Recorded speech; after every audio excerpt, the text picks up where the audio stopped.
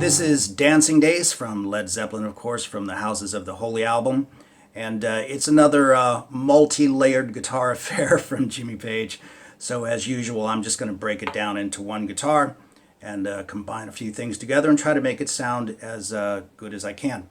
First things first, we are in an open G tuning, which means the 6th string is tuned down a whole step to D.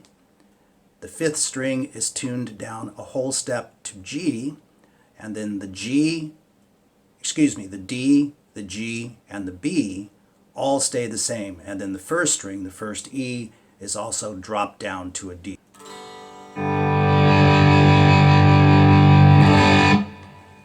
And Dancing Days is a what I call decidedly Lydian affair. There's a lot of sharp 4 stuff going on here right out the gate.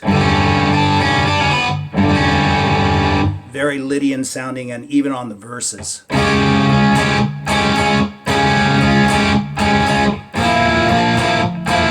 That type of thing, a very sharp 4 Lydian sound, which makes it sound very, very cool. Okay, so first things first, as I said, it's kind of a multi-layered affair. So a lot of these guitar parts are doubled, and in the instance of the intro, it sounds even like it's both fingered and maybe a slide in there as well. I'll show you how I play it, or how he played it live with the Page and Plant thing. And then I'll talk about how you can kind of grease up the lick a little bit, kind of make it sound a little more slippery like it does on the recording. But let me put the tab up on the screen and show you exactly what I'm doing first off.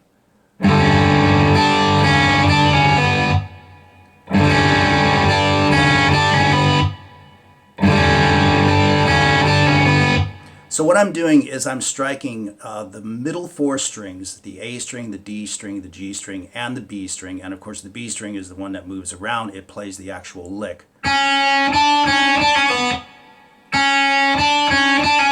But what you do is strike all of those strings that I just mentioned and let them ring through, and then do the lick.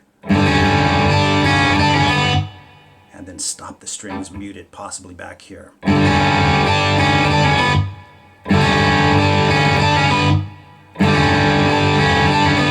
So you play that lick twice, okay? And then on the 3rd time you go. Now I slide that note because I think it sounds a little bit more slippery and also sets you up for these double stops. Just like that, okay? And the double stops I'm playing with my 2 middle fingers, the 5th fret on the D string, the 5th fret on the B string, and that slides up to 7 and back. So the G string in between is muted out by the laziness of this finger. And you don't always have to slide 5, 7, 5. On the actual recording, it sounds like several times it's just like that. So either way sounds good. Or either way is fine, okay? Now back to the lick. There's a couple of different ways you can do that to make it sound a little, like I said, slippery, the way it does on the recording. You can slide it for one thing.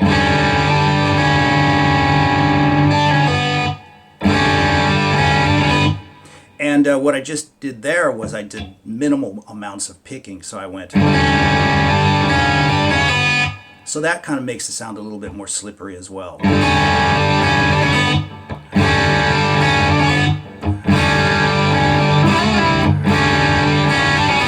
So either way is fine. I think for the most part when he plays it live, he just plays it like it is on the tab. And then I'm grabbing the 2 middle strings, the D and the G string. Just a bluesy thing right there. So the whole riff then is...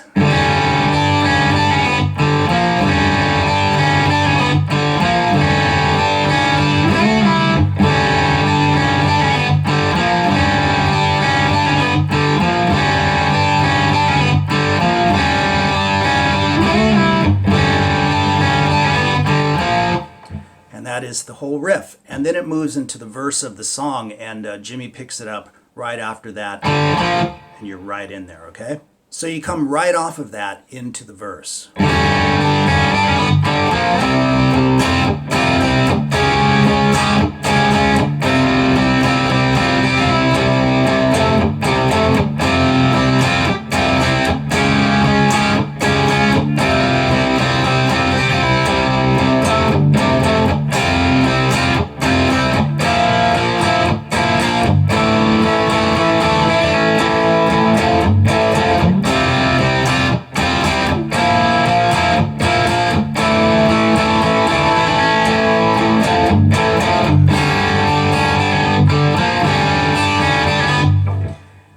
so on and so forth. Okay, so let's talk about that verse.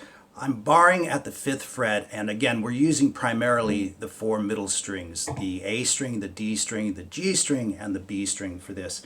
You can see on the tab, I've got first entrance and then second entrance.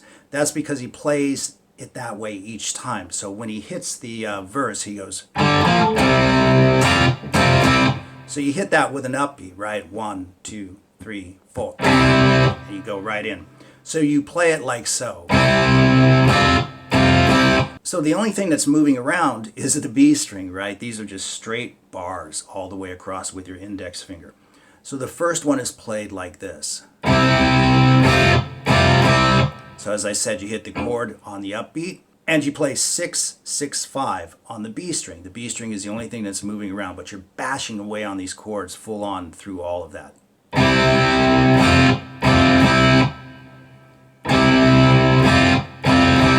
We move up a half step, and now the B string is going to shuffle back and forth between the 8th fret and the 6th fret. And that is 8, 6, 8, 8, 6. We come back to the previous chord, and of course we're floating between 6 and 5 again. And that's 6, 5, 6, 5, 6. And then Jimmy does this little pull-off. So use your pinky. I mean, that's your best bet. You could try to do it that way, but I think your pinky is probably your best bet. And you're just doing a straight pull-off on the B string from 8 to 6 to 5.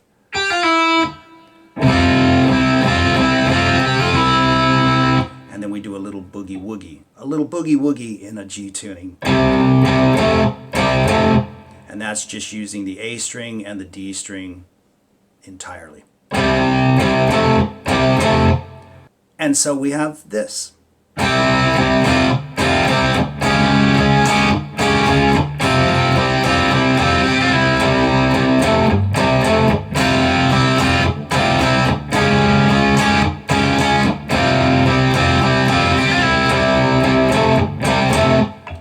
And you can see that when I played it the second time around, I played the second entrance that you're seeing on the tab. So he enters each time differently. He plays it the first way, and then when he repeats it, he plays it the second way. And he's very consistent with that. He does that throughout the entire song. You have the first entrance, and then the second one is. So it's just like this second chord that he went into originally.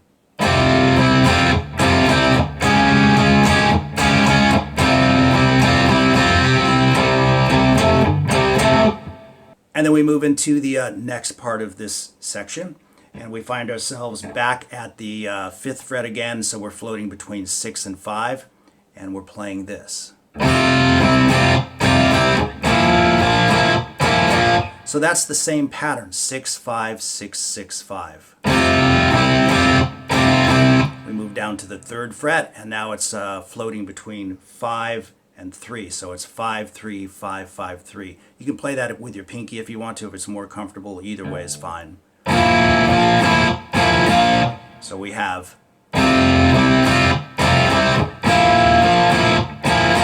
We move down to the 2nd fret now, and we're floating between the 3rd fret and the 2nd fret. So here he's going to play it exactly like he did at the tail end of the chord progression we just finished, where he went. He's just going to alter this right here. So we're at the 2nd fret and we're playing. And then instead of a whole step between the 2 strings, he plays a half step. Very strange and Lydian, sort of like a boogie woogie from Mars. Okay, so let's go through the whole verse, and hopefully it will all make sense.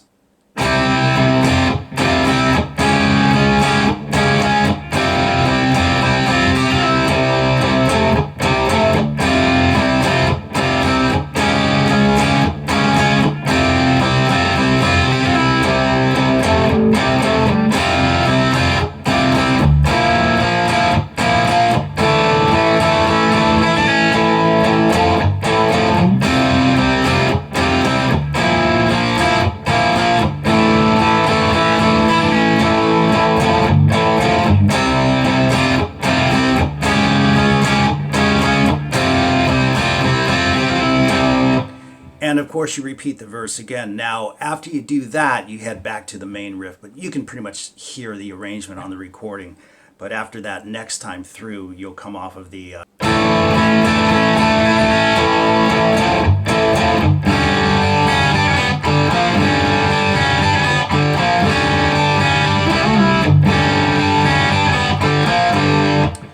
just as you did before, okay? So let's talk about the slide part now.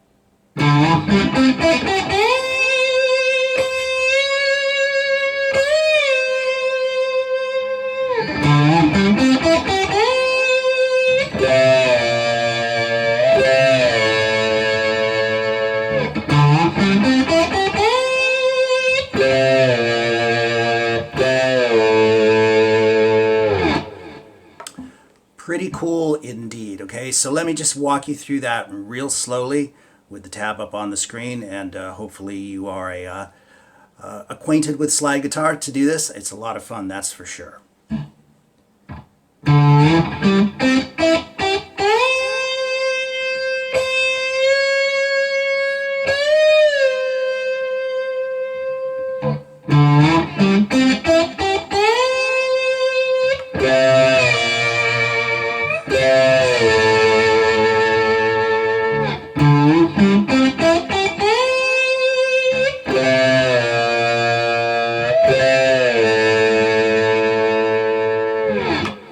And then there's sort of a bridge, if you will, where Jimmy plays some harmony slide guitars.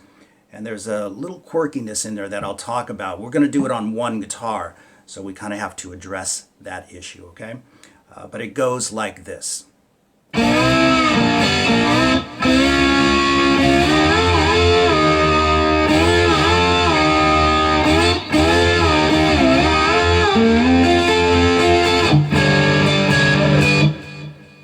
So about this part, it's basically straight thirds, but he's done it with separate guitars, with individual guitars, which gives it a little bit more clarity than playing it on one guitar. But it's fun to play on one guitar. The line is actually this. That's what the guitars are actually playing, but of course that's impossible to do on one guitar with the slide. He's got straight thirds and then fourths on that third note, and then back. But you can't really do that on slide or do it effectively, so what I do is I just slip the slide off to the open two strings, and it sounds okay. And it kind of works, right? We're in an open G tuning anyway, so you can't really go wrong with that. Or you can also play it like this if you fancy doing such a thing. So what I did there, as you can see, is I just ran the slide as usual, and then I lifted off the slide, slipped my finger onto the first fret on the B string, and then came back with the slide. If you're super picky about the notes that he's playing, that's another way you can do it. But I think it's just as fine if you're playing it on one guitar to just use the open strings. And then it's all straight thirds for a while, but there is one more fourth in there, and we'll talk about that as well. But let me do that real slow for you.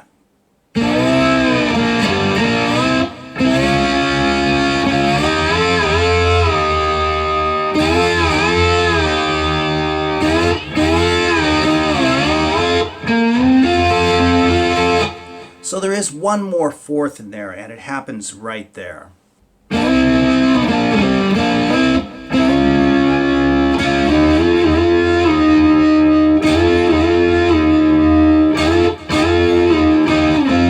Right there is where it happens. And so I've tabbed that out for you so that you can see it. What I do with that part is I just come down to the 5th fret using the slide straight across the fret, of course. It does take it out of harmony for a split second, but it's barely noticeable. So again, it's just so you can play it on one guitar. But on that one, you could also use the same finger trick that I used on the first one. Or just keep it straight, like I said, with the slide.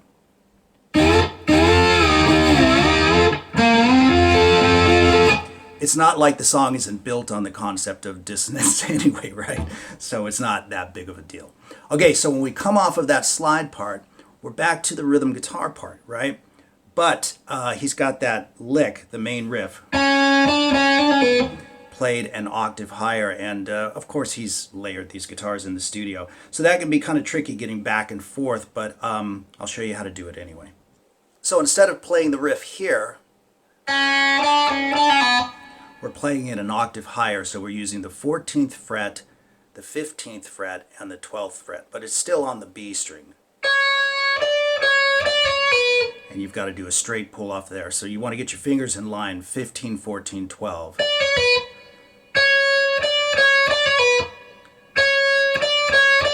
And then of course engage the open strings just like you used on the original lick.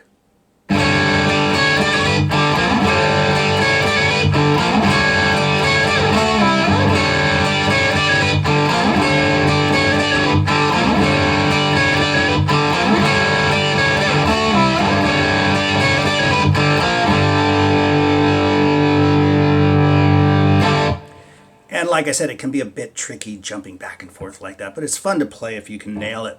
And he plays that 3 times, and we just end it with... There you go, Dancing Days from the Incredible Houses of the Holy album, and Led Zeppelin, of course. I hope you enjoyed the lesson, and I'm going to be doing some more Zeppelin. I got lots of requests for Zeppelin, so I'll definitely be doing some more.